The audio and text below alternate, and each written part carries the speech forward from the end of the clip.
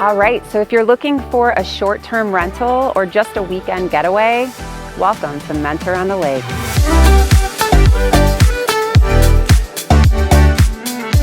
So here at Mentor on the Lake, you really don't have to leave the area. You have so many eateries nearby.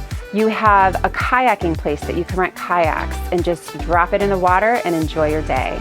You've got a beautiful backyard. You can set up cornhole, parks nearby, as well as eateries all over the place.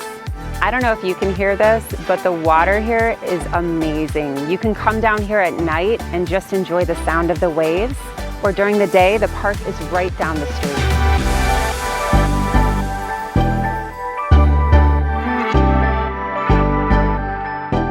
So if you're looking for even a short-term rental, let's say you're in between housing and you just need a place to stay, this home features a queen-size bed, a tandem bed, a pull-out couch, it can sleep up to 6 people, and a full kitchen that you can utilize.